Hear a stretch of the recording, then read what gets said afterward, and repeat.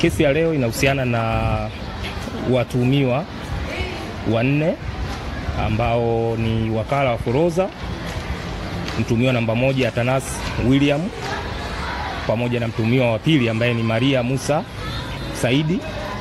Ila pia kesi inahusisha transporter anayefahamika kwa majina ya Polycarp Alois pamoja na dereva anayejulikana kwa majina ya Godfrey Tofil.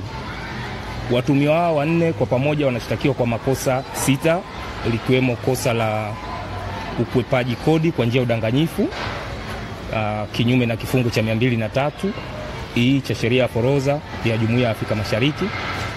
Kosa la pili ni kuchepusha mzigo kutoka kwenye njia, yani designated transit route, kinyume na kanuni ya 104 ya kanuni ya forodha ya Jumuiya ya Afrika Mashariki.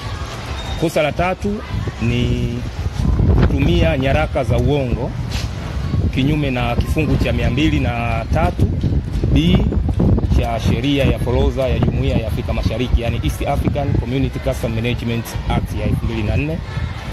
Kosa la nne ni kuondoa custom seal au nakili ya kiforodha kinyume na kifungu cha 205 cha sheria ya forodha ya Jumuiya ya Afrika Mashariki. Kosa la tano ni kuisababishia hasara mamlaka kinyume na aya ya 10 jedwali la kwanza, ikisomwa kwa pamoja na kifungu cha 57 kifungu kidogo cha kwanza na kifungu cha 60 kifungu kidogo cha pili cha sheria ya uhujumu uchumi. Na kosa la mwisho ni kukutwa na mzigo ambao haujafuata taratibu za kiforodha kinyume na kifungu cha 146 cha sheria ya forodha, yani Custom Management and Tariff Act. Washtakiwa leo walisomewa mashtaka yao mbele ya mahakama hii ya hakimu mkazi Kivukoni iliyopo Kinondoni, na hawakuruhusiwa kujibu tuhuma au mashtaka ambayo wanawakabili kwa sababu kosa la 5 na kosa la 6 ni makosa ya uhujumu uchumi.